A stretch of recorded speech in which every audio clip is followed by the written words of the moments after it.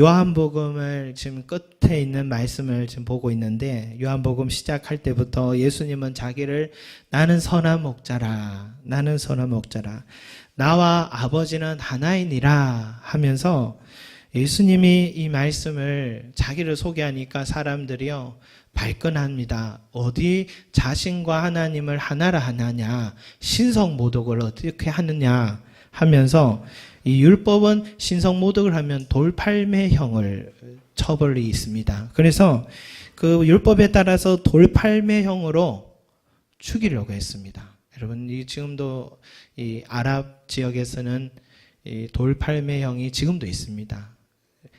간통죄가 있을 때 땅에다가 가슴까지 묻어놓고 꼼짝도 하지 못하게 하고 돌을 던져서 그 자리에서 즉사하는 때까지만 던집니다. 그래서 즉사하면 끝을 내는데, 이 형벌이 율법 안에도 있었습니다. 그런데 지금은 이제 유대 지역에서는 이런 사형 제도를 하지 않는데요.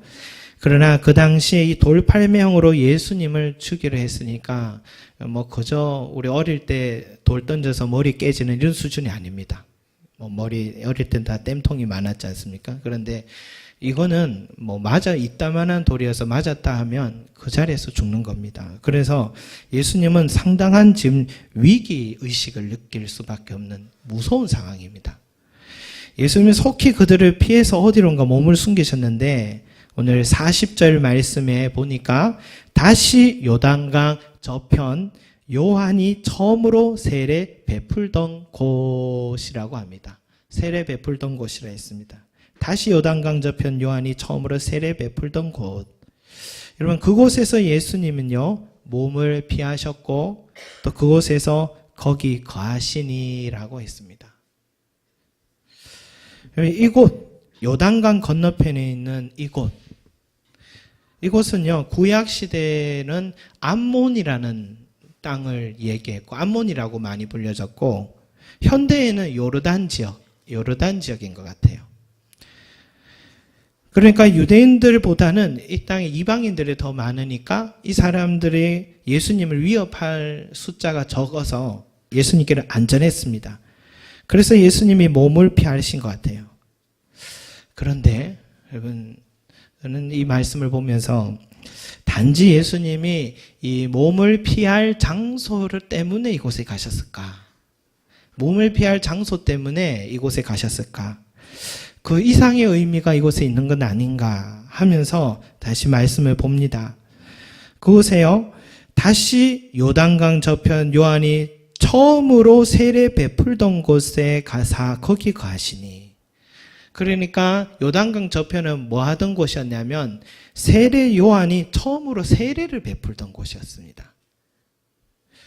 이 일은 요한이 세례 베풀던 곳 요단강 건너편 베다니에서 일어난 일이라 하면서 요한복음 1장 28절에는 그 장소 이름이 정확하게 나옵니다. 베다니라고 합니다. 예수님이 지금 요단강 저편 요한이 처음으로 세례 베풀던 그 베다니라는 동네에 가셨는데, 여러분, 베다니는 성경에 두 군데 나옵니다. 나사로, 마리아, 마르다 살고 있는 베다니가 따로 있고, 그건 예루살렘 근처에 있고, 여기는 베레아 지역, 그러니까 암몬 땅 지역에 있는 베다니라는 지역인데요. 예수님이 이곳에 왜 또 가셨느냐? 여기는 예수님이 처음 세례받았던 장소입니다. 처음 세례받았던. 그곳에서 물로 세례받을 때 어떤 일이 있었는지 우리는 성경 아마 세 권이 다 얘기해 줍니다. 요한, 마태, 마가, 누가, 마태, 마가, 누가에도 아마 동일하게 다 나올 텐데, 예수님이 세례받던 그곳에서 하늘 문이 열리고 성령님이 비둘기 같은 형상으로 임하시고, 그리고 하늘에서는 뭐라고 하냐면 너는 내 사랑하는 아들이라 내가 너를 기뻐하노라 하는 음성을 예수님이 들었던 장소입니다.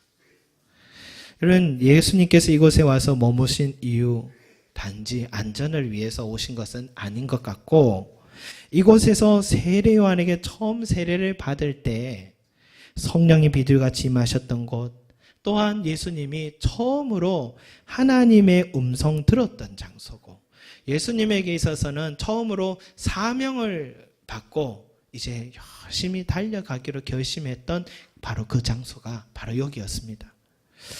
저는요, 이 명절이 되면 세월이 흐르면 흐를수록 명절에 사람들이요, 전부 다 개인적으로 자기들이 하고 싶은 일을 하고 부모님을 만나러 고향에 잘 안 갈 줄 알았습니다. 저는 그런 생각이 들더라고요. 자꾸 개인주의화되어 가니까.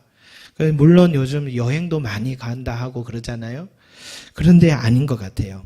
여전히 지금도 명절이 되면 귀성길의 정체 현상이 자꾸 점점 늘어나거나 많아지는 것을 보면요, 이 사람들이 여전히 고향을 찾아가는 건 본능이구나.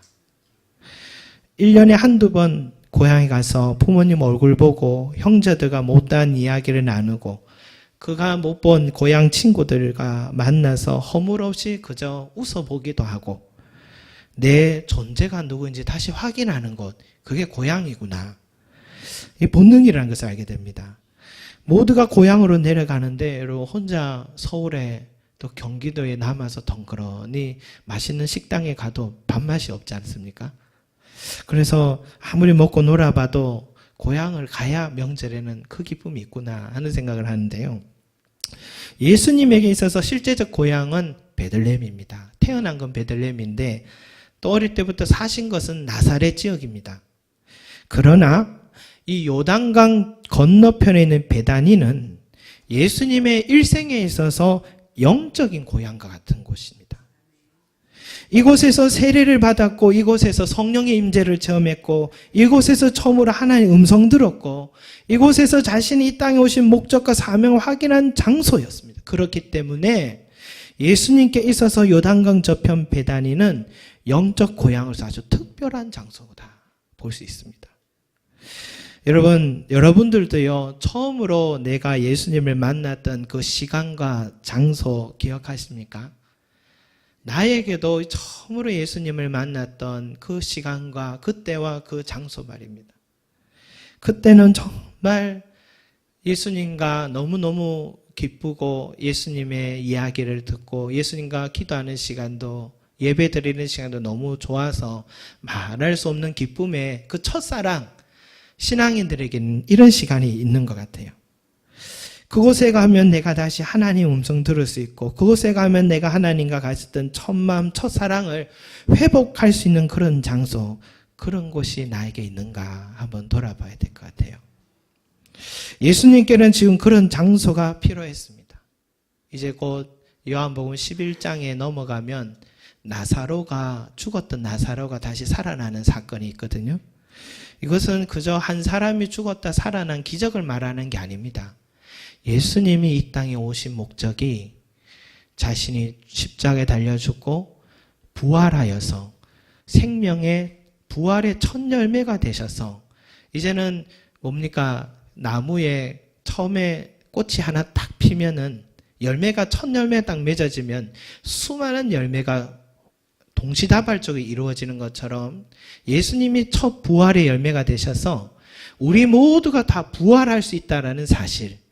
그러니까 우리 모두에게 예수님의 부활은 뭐냐면 우리 모두가 죽은 자에서 살아날 수 있는 그 증거로서 보여주고 새 생명을 얻게 하기 위한 것이 예수님이 이 땅에 오신 목적이지 않습니까? 그 일을 위하여서 예수님 지금 걸어가십니다. 걸어가셔서 지금 11장의 나사로의 부활이 바로 그 첫 증거로 지금 보여주고 계신 거예요. 우리도 살아날 수 있다는 걸 보여준 것입니다.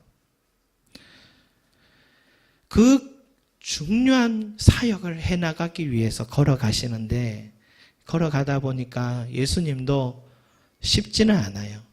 예수님도 본질상 하나님이시지만 또한 본질상 인간입니다. 예수님은 하나님이시지만 동시에 인간입니다. 완전한 하나님이시면서 완전한 인간입니다. 그러니까 예수님도요, 두려움이 있었습니다. 왜 마음의 흔들림이 없었겠습니까? 더 편하고 좋은 길이 있는데 굳이 이 길을 가야 되나 하는 생각 들지 않았겠습니까? 증거로 겟세마네 기도해서 할 수만 있으면 주여 아버지여 이 잔을 내게서 멀리하게 해주십시오. 무섭거든요. 아프거든요. 떨려요. 두려워요. 예수님은 육체를 가진 사람의 아들이었기 때문에 배고픔도 느꼈고 육체의 아픔도 느꼈고 기쁨도 느끼고 슬픔도 눈물도 그런 느끼는 연약한 아들입니다. 인간입니다. 예수님도 지친 몸과 영혼을 일으킬 수 있는 힘을 받을 수 있는 충전할 수 있는 장소가 필요했습니다. 다시 첫 마음을 가다듬어야 됐고 걸어가는 그 목표가 흐릿해질 때는 다시 사명을 점검할 수 있는 장소가 필요했던 것입니다. 예수님 필요했습니다. 여러분, 저도 목사로서 이렇게 걸어가다 보니까 별로 걱정 없어 보이죠? 제 얼굴에 그죠? 걱정 없어 보이는데도 화도 나기도 하고 저도 욕도 합니다.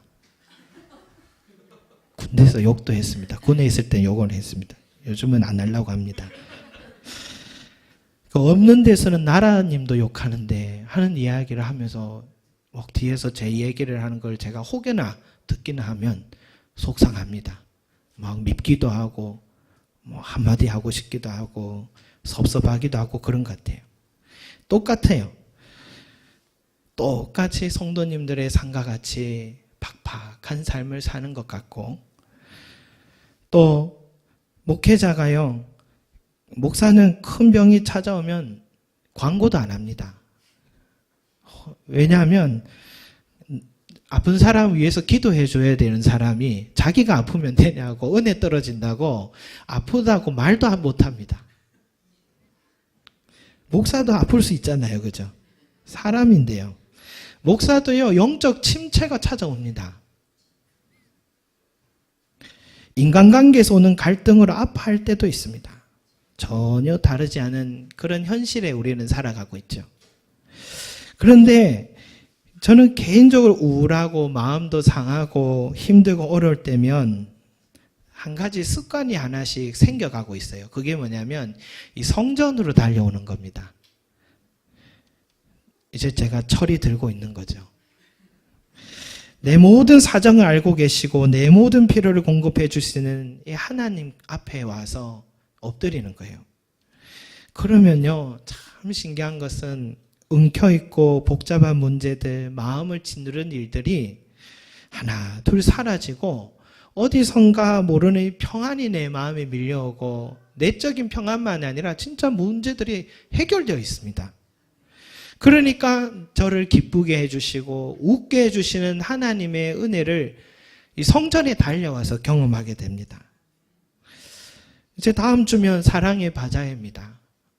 일주일밖에 안 남았는데 어떻게 해야 되나 하는 걱정이 왜 없겠습니까?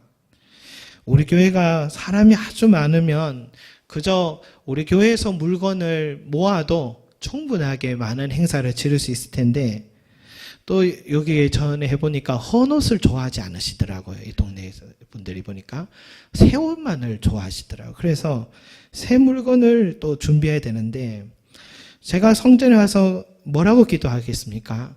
주님, 저를 부끄럽지 않게 해주시옵소서. 부끄럽지 않게 해주시옵소서 기도합니다. 이제 이미 광고도 했습니다. 스티커도 만들었고 현수막도 제작했습니다. 3년째 기적과 같은 바자회를 했는데 이 4년째도 하나님 도와주십시오. 의심 반 믿음 반 하면서 기도를 하죠. 그리고 여러분들과 함께 기도하자고 제 믿음 흔들릴까 봐 여러분에게 계속 기도 요청하는 겁니다. 그렇게 성전에 와서 기도하면 어느 권사님이 양말 또 한 1000컬레를 또 보내주셔요. 또 성도의 지인을 통해서 문구류를 보내신다 하고 또 물류 창고를 통해서 옷을 보내주신다 하고 또 어떤 분은요 또 문자가 와서 목사님 자꾸 하고 싶고 동참하고 싶어요 하면서 작년처럼 또 김 100박스 하고 젓갈 또 그만큼 또 그렇게 또 동참한다고 또 보내신다고 그래요. 전 진짜 말하지 않았습니다. 요청하지도 않았고 전화도 하지 않습니다. 그런데 하나님께서 이분들을 통해 자꾸 마음에 하고 싶은 마음이 들게 하시나 봐요. 자꾸 그런 마음을 주시는 것 같아요. 그래서 여러분 올해도요 부끄럽지 않게 하실 것 같습니다. 부끄럽지 않게 하시고 또 뭡니까? 우리 교회가요. 우리 교회도 미자립 교회지만 미자리 교회와 어려운 이 동네 이웃들에게 사랑의 쌀을 나눌 수 있을 것 같아요. 저는 지금도 마음에 그런 생각합니다. 20kg 쌀 100포를 나누게 해주시옵소서. 예. 이처럼요, 제 개인에게 있어서 이 성전은 뭐냐면 필요가 있을 때마다 달려와 도움을 구하고 얻을 수 있는 유일한 장소입니다. 최고의 장소입니다. 이만한 데가 없습니다. 여러분, 예수님도 그렇게 선한 일 많이 하고 생명을 제시했지만 다가오는 것은 돌팔매형입니다. 계속해서 이런 사람들의 십자가를 진다는 것은 지치는 마음 왜 안 들겠습니까? 사람인데. 너무 바쁜 사회로 몸도 마음도 피곤해 지칠 때 예수님이 찾으신 곳은 하나님의 음성을 들었던 바로 그 장소입니다. 성령의 임재와 능력이 힘입었던 바로 그 장소입니다. 예수님이 요단강 저편으로 가신 것은 하나님을 만나고 음성 듣기 위하여서 간 것입니다. 사랑하는 성도 여러분, 예수님도 목사도 그런데 여러분들도 이 영적인 고향이 필요합니다. 예수님처럼 몸과 마음이 지치고 더 이상 걸어갈 힘이 없을 때 이 사람 저 사람 다 찾아봐도 내 형편을 아무도 이해해주지 못하고 도와주는 없고 세상이 왜 이렇게 차가울까 외롭다 느낄 때 있지 않습니까? 그럴 때 예수님처럼 영적인 고향을 찾아가시기 바랍니다. 그곳에서 하나님께 부르짖고 응답받을 수 있는 나만의 골방을 꼭 찾으시기 바랍니다. 여러분, 옆에 현수막 보세요. 절대로 그냥 적은 말이 아닙니다. 여러분들이 이 성전에 찾아와서 두 손 들고 기도하면 여러분의 영적인 전쟁, 실제 생활의 전쟁에서 모두 승리하게 됩니다. 그러나 이제 좀 괜찮다, 살만하다, 교만에 빠져서 내 삶은 내가 책임질 수 있다 생각하고 이 영적인 고향을 멀리하게 된다면 다시 세상이 커 보이기 시작합니다. 두려움이 밀려오고 염려와 내 마음을 엄습하기 시작할 것입니다. 바랍니다. 주님처럼 영적인 고향을 찾아가시 바랍니다. 여러분, 또 하나, 왜 예수님이 요단강 저편 베레아 지역의 베다니에 가셨는가? 그것은 그곳에서 전도하기 위해서입니다. 전도하러 가신 겁니다. 41절, 42절 말씀 같이 다시 읽어보겠습니다. 41절, 42절 시작.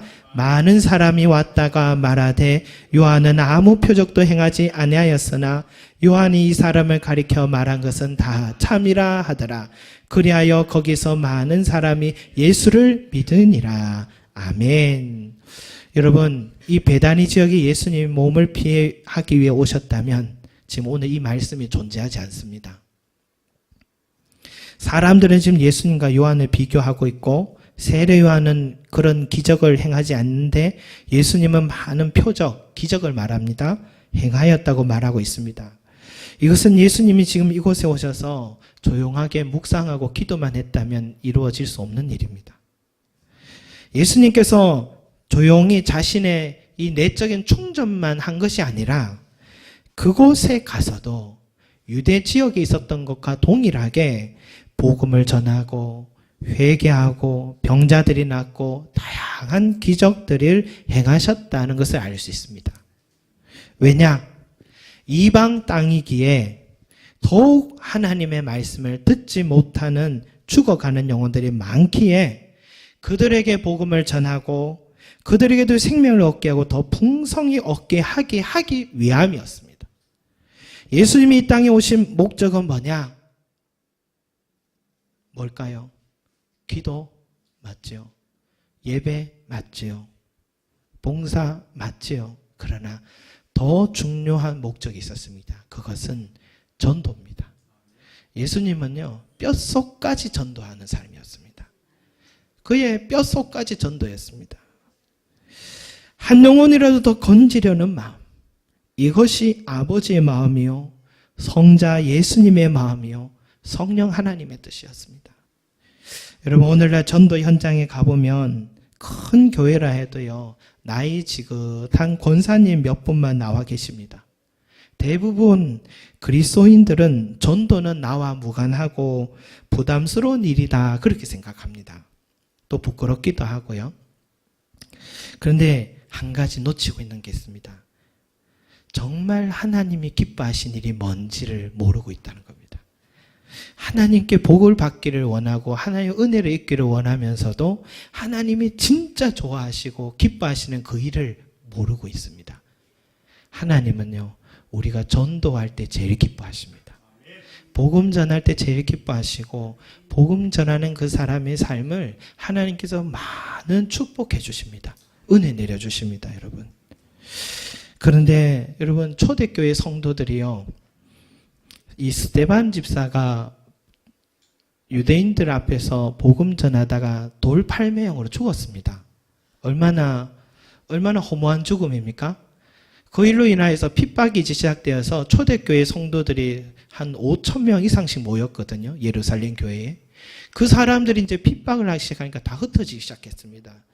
흩어지면 뭡니까? 스데반 집사처럼 나도 죽을 수 있다는 마음에 생명을 지키려 지금 흩어진 거잖아요. 그러면 타 지역의 산으로 숨어야 되는데 이 사람들이 어떤 일을 했는지 사도행전 8장 4절에 뭐라고 되어 있냐면 그 흩어진 사람들이 두루 다니며 복음의 말씀을 전할세.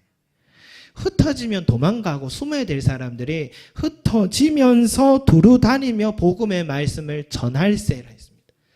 스데반 집사 한 사람 죽었는데 그를 본받아서 수천 명의 그리스도인들이 흩어지면서 복음을 전하니까 유대 지역의 땅끝까지 복음이 전해지기 시작하는 것입니다. 그러니까 이 사람은 핍박이 두려워서 피하는 것이 아니라 복음 전하기 위해서 도망간 겁니다. 피한 겁니다, 여러분. 여러분, 그리스도인은 뭐냐면 그리스도인 하는데 풀으면 이 말이에요. 예수님을 따라가는 사람, 예수님을 닮아가는 사람, 예수님의 제자, 이게 그리스도인입니다. 예수님의 삶이 뼛속까지 전도하는 생활이라면 초대교회 그리스도인들은 그들도 뼛속까지 전도하는 생활이었습니다. 사도들이요, 여러분 전도해야 됩니다. 가르친 말씀이 없어요. 전도해야 된다고 말해서 전도하는 게 아닌 것 같아요. 내가 복음을 체험하니까 내가 스스로 복음을 전해야 된다는 그 뜨거움이 내 안에 생겨나는 겁니다. 제가 재미있는 얘기 하나 해드리겠습니다. 태국에서요, 이 코끼리 조련사가 이 코끼리 울리기 대회를 했답니다.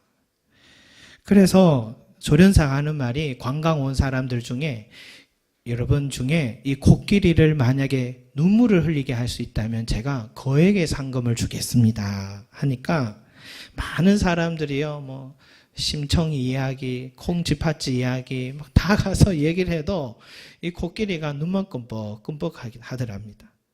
그래서 그때 한 개척교회 목사님이요, 또벅또벅 걸어가더니 코끼리한테 가서 지난날 개척교회 목회하면서 어려웠던 이야기를 해주니까 이 코끼리의 눈에서 눈물이 뚝뚝 떨어지더랍니다.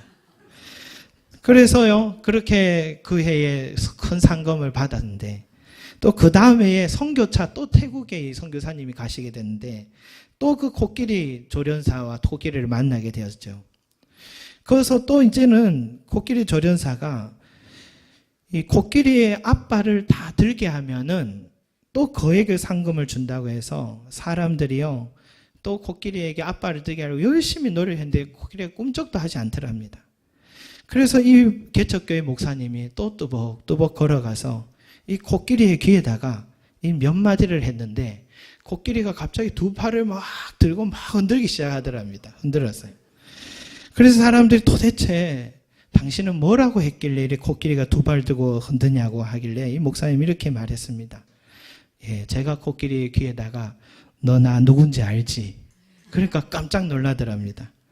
작년에 내가 개척교회 어렸던 이야기 기억나지? 하니까 고개를 끄덕끄덕 하더랍니다. 너 나랑 한국에 가서 개척교회 할래? 아니면 두 발 다 들래? 그러니까 막 흔들더랍니다. 다시는 그러지 않겠다고 미안하다고 그랬답니다.